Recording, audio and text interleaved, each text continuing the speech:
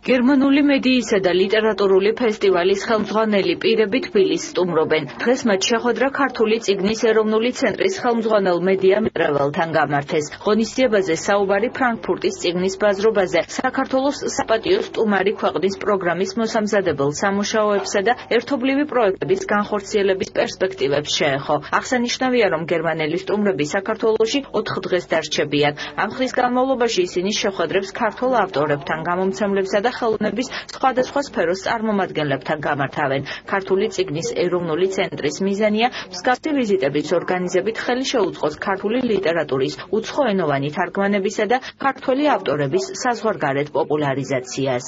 თბილის 4-დღიანი ვიზიტით სტუმრობს 3 გერმანული ლიტერატურული ფესტივალის ხელმძღვანელი და 3 წამყვანი მედია საშუალების ჟურნალისტი, რომლებიც გამართავენ შეხვედრებს როგორც ჩვენი ცენტრის წარმომადგენლებთან და მიიღებენ ამომწრავ ინფორმაციას ჩვენს მოსამზადებელ სამუშაოებზე ფრანკფურტის წიგნის ბაზრობის პროექტთან დაკავშირებით 2018 წელს, ასევე შეხვდებიან ქართულ მწერლებს და ზოგადად ლიტერატურულ პროცესს გაეცნობიან და შეაფასებენ. ჩვენ ძალიან დიდი იმედი გვაქვს, რომ ქართული მწერლები 2018 წელს თითქმის ყველა დიდ გერმანულ ფესტივალზე იქნებიან წარმოდგენილები.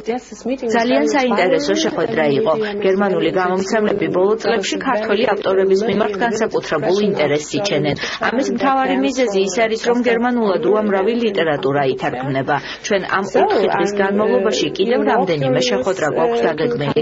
ვფიქრობ, ჩვენი თანამშრომლობა მოსალოდნელზე ნაყოფიერი იქნება.